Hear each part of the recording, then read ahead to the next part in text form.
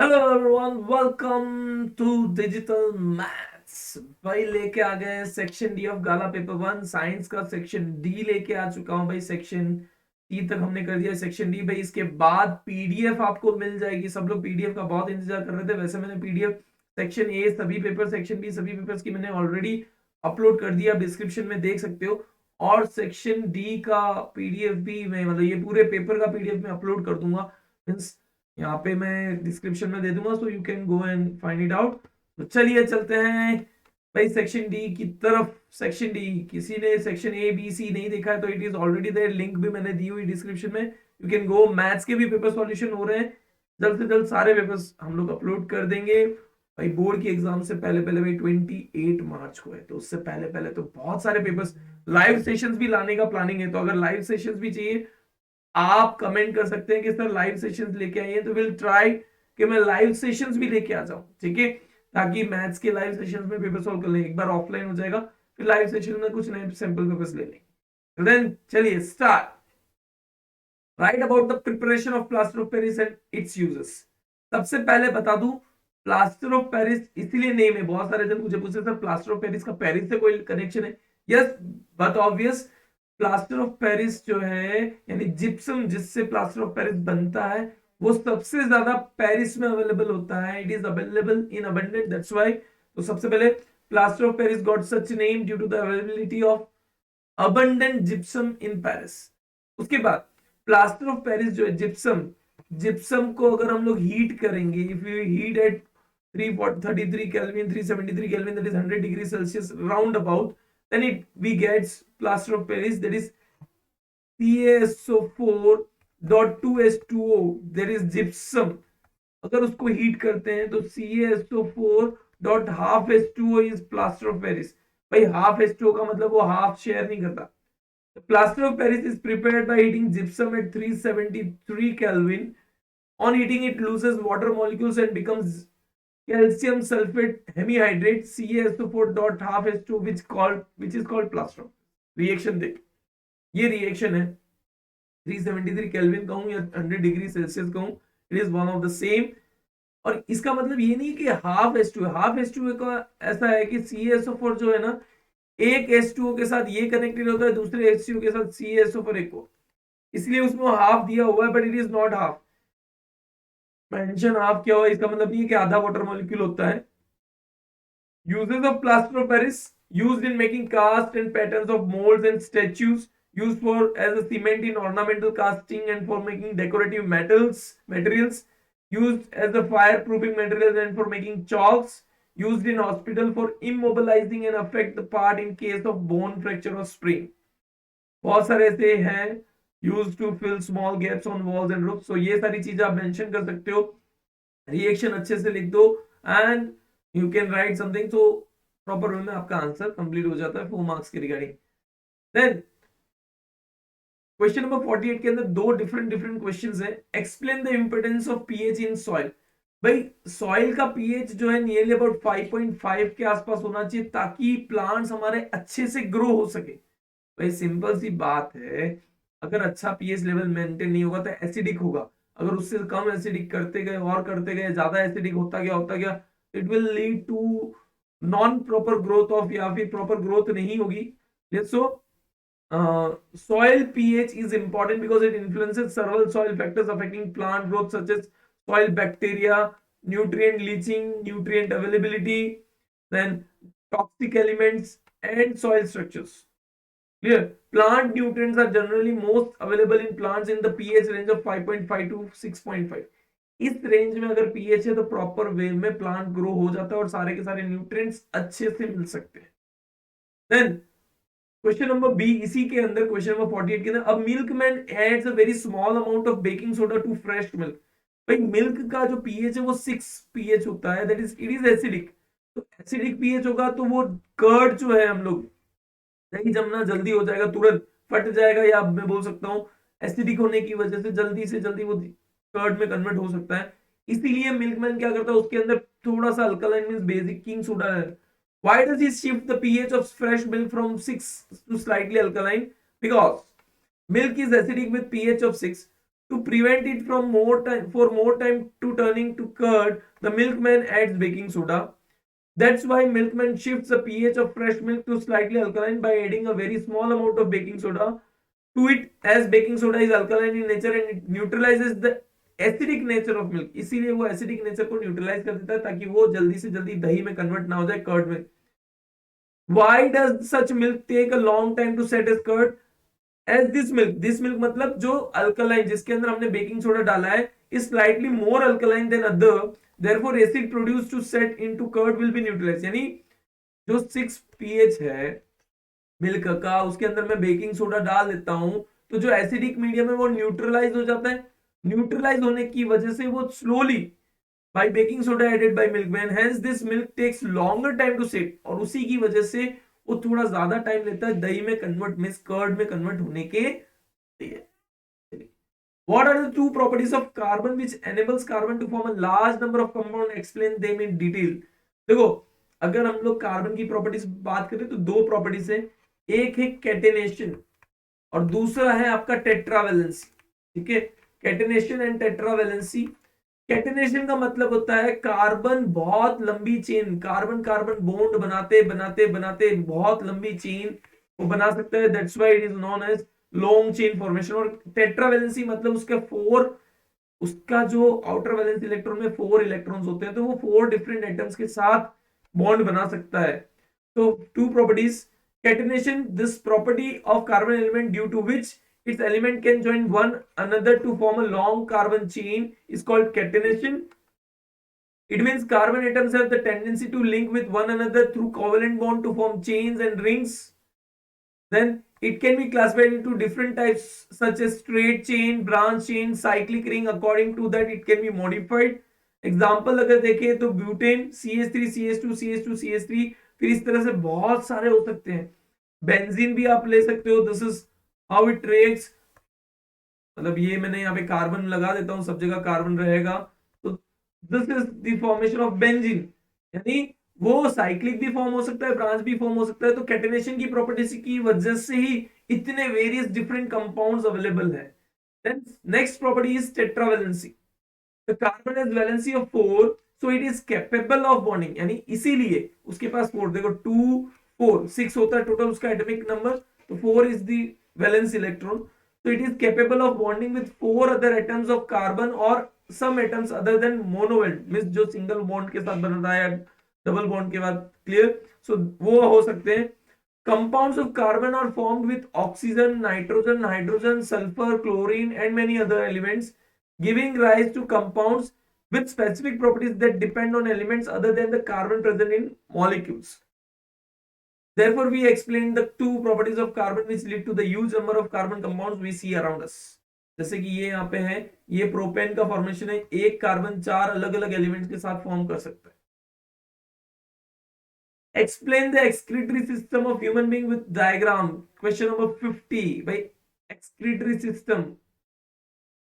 तो देखो excretory system के अंदर दो, one pair of kidney is there, one pair of ureter is there, urinary bladder is there, urethra is there. इसके अंदर किस तरह से होता है, जो भी आपका सिस्टम ब्लड वगैरह है वो आता है आपका किडनी के थ्रू. यहाँ पे फिल्टराइजेशन होने के बाद जो यूरिन फॉर्म होता है, that is which consist of urea and all, जो यूरिक एसिड जैसा, तो वो यूरिक जो है वो जाता है यूरेटर्स के पास, यूरेटर्स के पास यूरिनरी ब्लैडर के पास. When urinary bladder is filled it goes through urethra and it is sent out. So this is how it works on in excretory system. ज़्यादा डिटेल नहीं. So here are the details.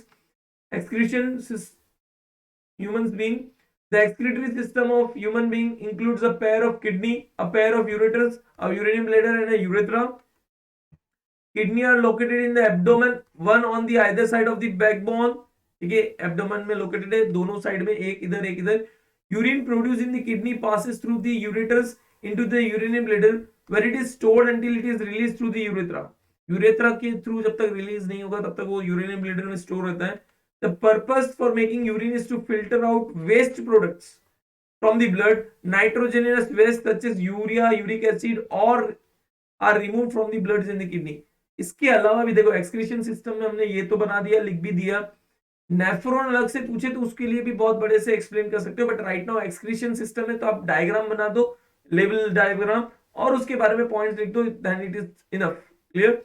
ये याद रखना है, kidney आपका blood को filter करती है, ब्लड के अंदर जो यूरिक एसिड है या यूरिया है वो फॉर्म होता है, उसको यूरिन में कन्वर्ट करती है। That is how it works on. What are life process? Explain in short some important life process which are needed for living things. मैंने थोड़ा बड़ा कर दिया इस चीज को, आप थोड़ा सा शॉर्ट में लिख सकते हो, that is up to you. Life process, first of all life process, the maintenance and repairing work inside the organisms for survival is called life process. मतलब आप कुछ कर रहे हो या नहीं कर रहे हो, आपका मेंटेनेंस और रिपेयरिंग वर्क अंदर चल रहा है। चाहे मैं अभी पढ़ा रहा हूं आपको, लेकिन मेरा मेंटेनेंस वर्क चल रहा है, रिपेयरिंग वर्क चल रहा है अंदर, रेस्पिरेशन हो, सर्कुलेशन हो, या whatever it is, digestion, indigestion, everything. तो that process is known as life process. Even we sit idle or sleep or do anything, maintenance process continues. This maintenance process are needed to prevent damage and breakdown. Energy is needed for them. So different life processes are nutrition, respiration, circulation, transportation, excretion. ठीक है, इन चारों को मैंने थोड़ा short में यहाँ पे explain कर दिया। You can take according to you, भाई 4 मार्क्स का क्वेश्चन आ सकता है, 4 मार्क्स का क्वेश्चन ही आता है। You can write in your words. Nutrition, for life process we need energy which we get from food. There must be a process to take this source of energy from outside to the inside of an organism. This process is known as nutrition. Depending on the complexity of organism and also on food, that is carbon source, different organism may possess different kinds of nutritional process. And respiration, the outside source. अब respiration का मतलब क्या है? देखो, हम लोग कोई pizza खा रहा है, कोई बर्गर खा रहा है, कोई कुछ खा रहा है, कोई कुछ नहीं, अलग अलग चीजें खा रही है, बट ये सारी चीजें को हम लोग वन शॉट ऑफ एनर्जी में कन्वर्ट करना होता है, दैट इज रेस्पिरेशन। हमारी बॉडी क्या करती है? ऑक्सीजन और फूड, ऑक्सीजन जब फूड पे रिएक्ट करता है तो वो फूड को एटीपी मॉलिक्यूल्स में कन्वर्ट कर देता है, ताकि हमें जब एनर्जी चाहिए तो हमारा एटीपी में मॉलिक्यूल्स, एडिनोसाइन ट्राइफॉस्फेट, इस फॉर्म में हमारी एनर्जी स्टोर होती है, वो हमको मिलती रहे। The outside source of energy could be quite varied. The source of energy therefore need to be broken down to build up in the body and must be finally converted to uniform source of energy. Obviously, भाई burger खाया तो energy मिल गई, ये खाया तो energy, ऐसा नहीं, उस सबको एक ही फॉर्म ऑफ एनर्जी में कन्वर्ट कर दिया जाता है। For this, a series of chemical reaction in the body are necessary. For this, many organisms use oxygen source from the outside body. बाहर से ऑक्सीजन यूज करते हैं, तो वो ऑक्सीजन को अंदर तक पहुंचाना, this process of acquiring oxygen from outside the body and to use it in this process breakdown of food source of cellular need is called respiration. इसी तरह से मैंने सर्कुलेशन और सब कुछ लिखा है, you can write in your small words. ठीक है, सर्कुलेशन यानी जो हमने ऑक्सीजन या एनर्जी जो हमें मिली है, ब्लड जो है वो ईच एंड एवरी सेल के पास सर्कुलेट होना जरूरी है। सर्कुलेट नहीं होगा तो फिर हमने जो एनर्जी बनाई या कुछ भी किया कुछ काम। तो इन सिंगल, समझ रहे हो ना आप लोग?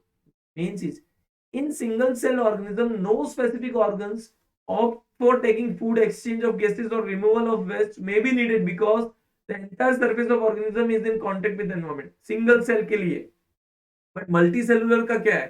हर एक सेल एकदम अंदर लोकेटेड है, तो it is not in contact with the environment.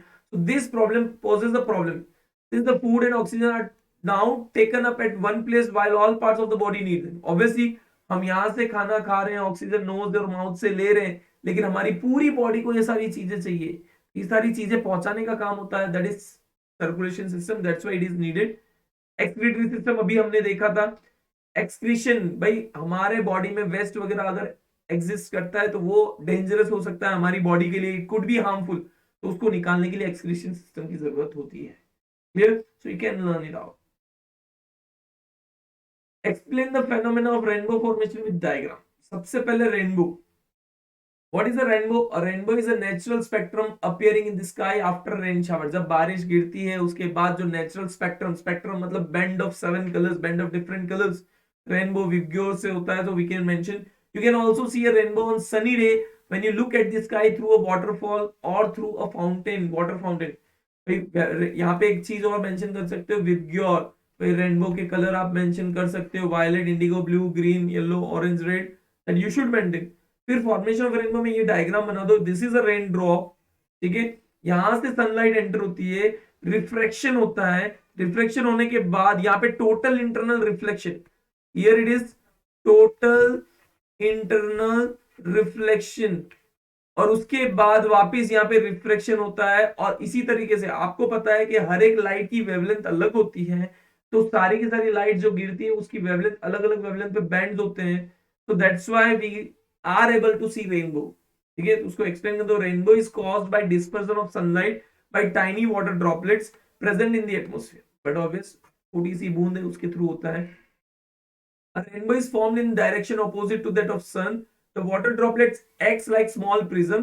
They refract and disperse the incident sunlight, then reflect it internally and finally refract it again. Due to the dispersion of light and internal reflection, different colors reach observer's eye, and how this is how the rainbow is formed.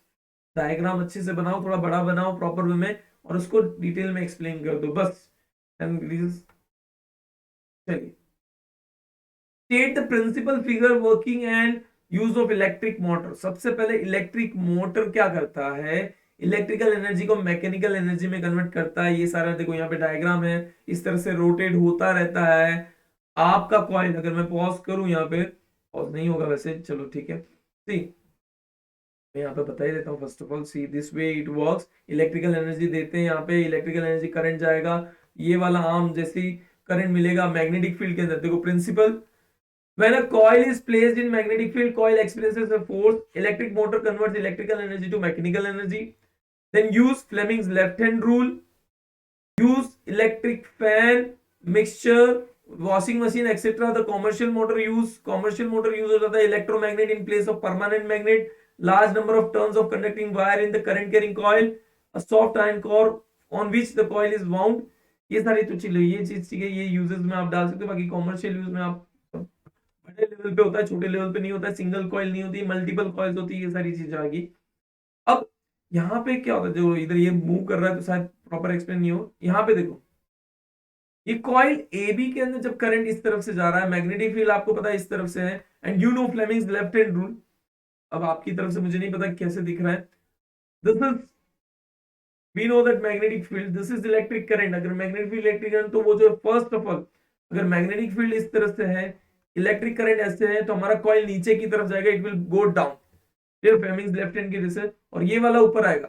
तो इस तरह से continue rotation होता जाएगा और ये चलता रहेगा। सो हियर, यहाँ पे मैंने सारे मटेरियल्स एंड अरेंजमेंट के बारे में लिखा है, वो आप लिख सकते हो कि भाई इसके पास एबीसीडी कॉइल होता है, insulated coil. Coil is placed between two poles of magnetic field. Arm A B and C D are perpendicular to the direction of magnetic field. Slowly नहीं बोल रहा हूं क्योंकि इट इज ऑलरेडी मेंशन, खाली क्या क्या चीजें वो मैंने लिखा है। The ends of coil are connected to the two halves P and Q split rings. The inner sides of these halves are insulated and attached to an axle. Slowly बताएं, working बता देता हूं actually. At arm A B and C D, A B और C D पे current इस तरह से move कर रहा है, यहाँ पे मैग्नेटिक फील्ड है।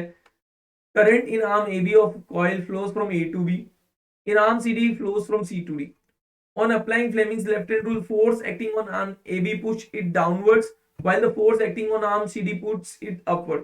एक नीचे जा रहा है और एक ऊपर जा रहा है, तो इसकी वजह से कौन सी एंटी क्लॉकवाइज डायरेक्शन दिख रही है।